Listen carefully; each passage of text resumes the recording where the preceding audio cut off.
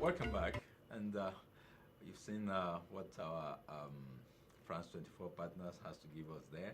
And I was talking to Lola before we started this. We came back that the interesting thing about the Kenya election is that the two major players are actually children of the first president and the first vice president of Kenya. Raila Odinga is a child of is the son of the first vice president of Kenya, Oginga Odinga, and the president of Kenya, as we have it today, Uhuru Kenyatta, is also the son of Jomo Kenyatta, who is the first president of Kenya. So we have a titanic battle coming up here. That brings us to our first discussion segment. And today we will be talking about nepotism. That not often talked about aspect of the corruption matrix in Nigeria. And it actually has a greater impact in distorting the landscape of human progress in Nigeria than even treasury looting. And we have to discuss with us today a colleague, Onduna Ingia, the best radio man. No, that we leave that for He will soon become the best TV man. I can assure you of that. Welcome to the program. Thank you very much. Thank you. Well, we can start by defining what nepotism is, and from the dictionary definition, it says that it is a practice among those with power or influence of favoring relatives or friend, especially by giving them jobs. I'm sure by the mention of that, a lot of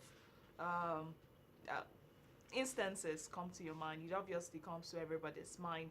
And, well, I would first like to ask a question to Onduna and to everybody out there. How has nepotism, or how much is nepotism embedded in Nigeria's fiber? I mean, I wouldn't need to search very far to tell you that it has become a part and parcel of us, unfortunately, because I've had friends who supposedly had their parents work in very, attract blue chip, not blue chip companies now, but it's some of the very choicy federal government-owned organizations like the Nigerian Petroleum Corporation, NNPC, and what have you. Now, I've seen situations where these people, after going to school, studying, coming out of school, they end up going back into the same system where their fathers came out from, taking up jobs in there. And I was talking to a friend of mine a while back. He's now in the United Arab Emirates, and while we're talking, he told me of the fact that even on a normal day in NNPC, people come with letters and they pick up jobs, and that is one of the reasons why it's difficult for us to have as a company to come say out, actually vacancy. publish, jobs. So that is one area as well.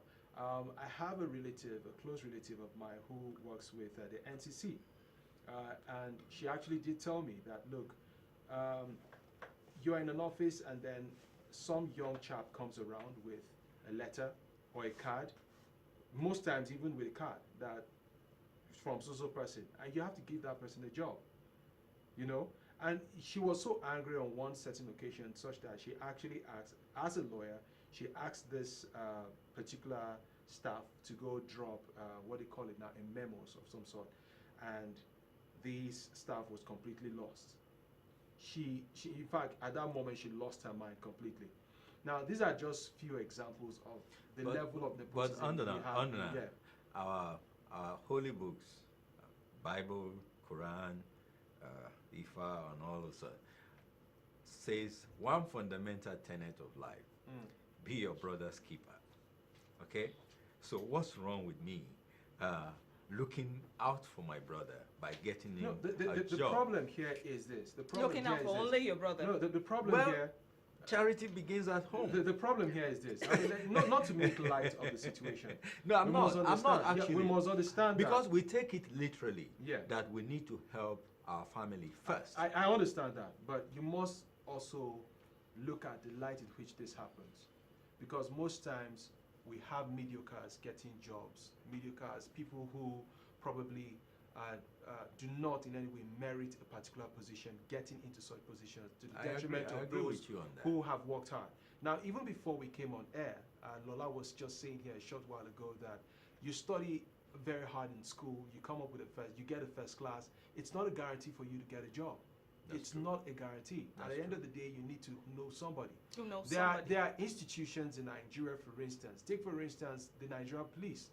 You're driving along the way and you're accosted by a police officer, and you're asking yourself at the end of the day that really, does this person deserve to be in the Nigerian police? That's the question you're asking. I have known people that had history of drug cases. Now, if you go to other climes, these are things that are taken very seriously. That's true. You know, your drug record, your health record, and what have you. But we have a situation in Nigeria here where people who are known to have drug cases, even to get a job, yeah. You know, in some places outside Nigeria, You even need to get a job, you need a health. clean bill of health. A clean bill of They health. send But you that is not the case. They will we send have you here. to their own medical practitioner and say, okay, check this guy. If he has any drug or any substance in his blood, that pretty much invalidates. But it will surprise you that it will surprise you that right in the middle of that, somebody who knows somebody or somebody who is somebody, even though he has some hiccups here and there, will still get a clean bill of health. Let me narrate my own experience to you. My son did his JAMB, got about 240 something points, and which is good enough to get into any school, institution in Nigeria. Applied to a university from my catchment area, you know, because I know the quota system and in Nigeria. And I was relaxed that, okay, he's going to get That was the admission. biggest mistake you made. Yes, exactly. When he didn't get it, and I complained, but he's qualified. Somebody said, don't you know somebody? I said, no, I don't think I have to go and talk to somebody to get my son admitted into school because he is qualified. Rashid, you better wake up to reality. He said that next Yes. time you better go and look for somebody to talk to, even if you don't know him. Just walk into his office, beg him, make it sound like your entire life depends on his help, and he will help you. That everybody has a list in Nigeria: senators list, Senate president list, president list, governors list, commissioners list, even local government chairman's list. And by the time they fulfill all these lists, no space for people who are really qualified. These are the problems we have, unfortunately, and it's so disheartening because rather than move forward and be more productive as a people, it's moving us backwards by the day. It's moving us backward by the day because when people just get things on a platter of gold, at the end of the day, as against those who actually merit that particular thing, it shows in every fiber of society. You know, I've seen people who just left school and before you know it, are managing an office just because they know somebody. You get what I'm saying? So this is what. Did you get in through somebody? You mean where exactly? Like university? Well, in university, I must tell you, I got in through somebody. It's just that, yes, I deserve... So you are part of the problem. No, I'm not part of the problem. I'm not part of the problem. It's the way things work in Nigeria. I'll tell you the way it is, okay? I wrote my JAM, okay? And in fact, it started with my, staying Cat Poly first. Even going into Cat Poly, I deserved, from the result I had, I deserved to get into Cat Poly. But until I made that leap of meeting somebody who is an insider, a lecturer, Mr. Momo, of blessed memory, he was the one who went around and made sure that he facilitated everything. And even at that, I had to spread my tentacles. I also met with Mrs. Oluka Susi, if I pronounce that name correctly, who also helped in that regard. So at the end of the day, I had to make sure that I cast my bread upon water to make sure that. So do you blame the Nigerian youth for being angry that he's being shortchanged? I do not. It's impossible to blame any Nigerian youths because we grew up to meet that system. You must have tried 4 or 5 times. When I mean 4 or 5 times, I mean 4 or 5 years. Every year you write JAM, you try, you go for post JAM and all of that, and you do not get the admission because you don't know the person who is in charge. And sometimes, some people even tell you that, what, just a personal admin or even a cleaner in university can become Yes. become so powerful. That's how bad it has become. Good thing you mentioned the cleaner or this thing. I had an experience where in my school, in the HOD's office, you go to the HOD's office to get a document signed, a document you should sign and move on, and then a typist sits there and ensures that you pay some fee before he signs your document. It's really disheartening. I saw a situation where there's a girl, my classmate, she was standing right in front of me.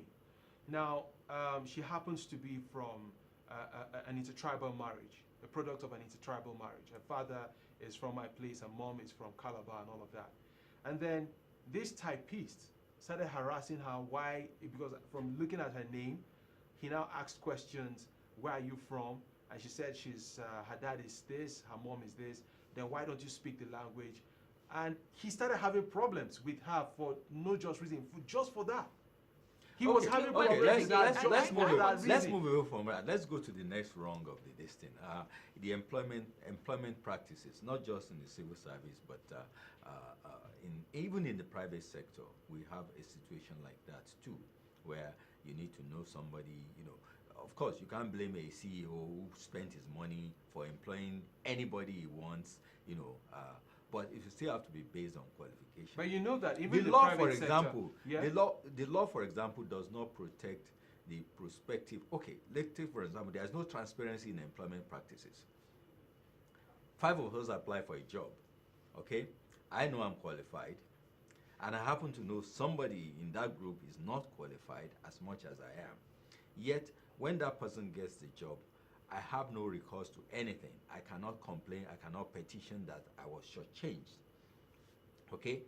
Isn't there a way? Shouldn't there be a way in which we can actually enforce merit? That if you apply for a job that you know you are qualified to hold by every criteria that has been defined by the employer and you didn't get it, you can sue.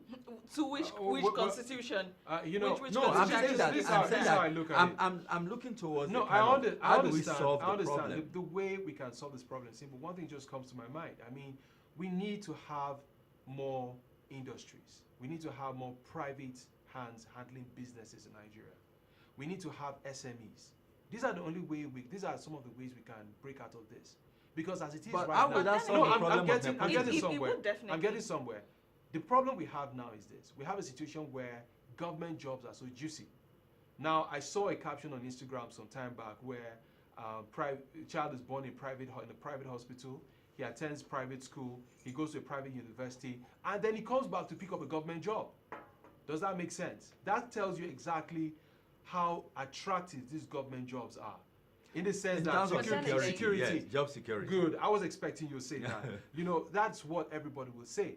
But you go to the largest economies across the world, they don't talk government jobs. They talk about medium and small scale enterprises and whatever. They talk about SMEs. In some places, people and don't even know where to get a government These job. are things that drive the economy. Now, here's the problem we even have. A politician comes into office and then he promises thousands of jobs. Now, in Kaduna, for instance, where we're looking at a situation where about 20,000 teachers possibly losing their jobs, you begin to ask yourself a question. Now, people are having problems with the fact that these people will lose their jobs. They're not asking questions how they got these jobs in the first instance, because it appears that that's the simplest thing politicians do. When they come into power, because they promise people jobs, they just take about anybody and put into government work. Let it just happen that way. Fulfill the campaign don't promise. you think? And at the end of the day, the system still continues that way. Don't you feel that we've somehow legalized nepotism in this country by simply saying when you're coming for an interview or when you're even applying for a job, you need recommendation letter from somebody, and sometimes even while you're filling the form, they ask you, do you know anybody? Do you have any relative or anybody in this institution? What is his name? What is his number? And all of that. Sometimes when you even go for interview, at the end of the interview, haven't known that you've performed well, the next question they ask you is, do you know anybody here? Well, I want to say we've legalized it. Okay, I want to say we've legalized it. It's an anomaly. It's an anomaly that has gradually become or seemingly looks normal. You know, because Which- generally across Nigeria, it's more like, let's say for instance, you find an envelope with 100,000 naira in it. That is not your money, isn't it? But if you go around and tell somebody that I returned the money to the police, you'll be lucky not to be slapped. You Okay. get what I'm saying? Because it has been perceived. What are you trying to prove? That But you're more honest. You're more honest because the truth of the matter is that the money is not yours. What you've done is proper, and that is why we take out so much time to celebrate people returning suitcases of money found in airport. It's a normal thing. That's what we should have. That's the sort of society we should have. But unfortunately, anomalies have turned to abnormalities have become normal. Then what is the And future? that is Okay, What take, is the take for future? example, okay, we need to make a separation between nepotism, favoritism, favoring one of yours. Is it the same thing as nepotism? That's one. It's actually in the definition, though. Okay. Now, there's another one. Okay, and this happens much in the civil service. They have a program for SMEs, for this, for that. You know, there are so many of these programs that government is funding today that ordinary Nigerians don't know anything about because they deliberately kept it under the radar so that they can go and meet your brother. Come, oh, there's this program that you can apply to. Like farm loans, for But you example. know, at the end of the day, you're indicting the press.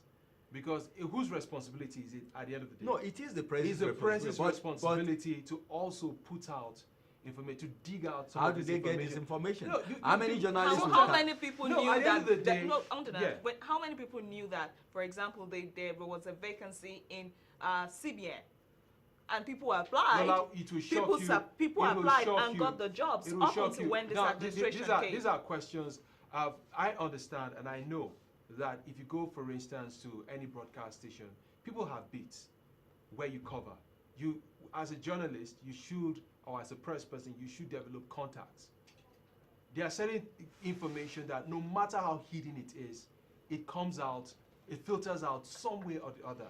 You understand? But and you what is think unfortunate is nepotism this. is not affecting No, the no, average journalist Yeah, too? you know, that's what I'm saying. At the end of the day, even when you have some of this information, you're looking at how, even as a journalist, okay, with all respect to journalists, you're looking at how it's going to favor you. You will also gain from it. You understand what I'm saying? You're looking at how you gain from it rather than putting out certain information. So that's why I would say I wouldn't blame the general public sometimes if they don't have the privilege of having certain information. Because most of the times, you know as well as I know that sometimes, Rashid, when we talk here, sometimes beyond just the interview we have another interview off camera, off the records. You understand? Yeah. We get all of that information. So it is our job as well as broadcasters, as journalists, to also put out informations like this. Look for this information and put it out there. You know? So, what- Okay, we've run out of time. obviously. but But- we could continue discussing But this. in few seconds, what is the hope for the average Nigerian youth? Because at the end of the day, it boils down to you and I, not Rashid, but then you, you wha- and Well, I. why not when, me? you know, when You you and look I. at it, Rashid, you think that, okay, maybe, you know, one time somebody no, had said, the difference between me somebody and had said the difference that between me your and you is generation that- has failed No, Nigeria. no, Yeah, not well- really. Yeah. My generation actually had an easier run because at that time, this problem we are talking about is not so much entrenched. So I got into university on merit. But you didn't study the course you wanted. I agree. Okay. But I refuse also Okay. to go and meet somebody and say, please, put me where I belong. And I believe the system that actually didn't give me what I wanted to study and gave me something else actually worked. The course I studied is actually the best course I almost didn't study because I went through the educational system, no counseling. So there was no way to actually gauge my aptitude, to have someone advise me on what I can actually do. Well, but right and now, eventually the right now, system times have itself, changed We the so don't much. system, have the that. system filtered out and figured it out and said, this guy is better studying this than this because of his qualifications. And then they gave me that course. I didn't want it, but I thank the system for actually giving me the wrong course. Rashid, we will continue the discussion off camera. You need to go out and get your son an admission. That's the Yes, sad you need reality. That's the sad reality. And that's it on the discussion segment. It will continue off camera. I'm sure you should continue the discussion and find a way out for our teaming youths in the country. Coming up next is News in Brief, and right after that, dialogue will be the program. It's the Visit This Morning. Stay with us.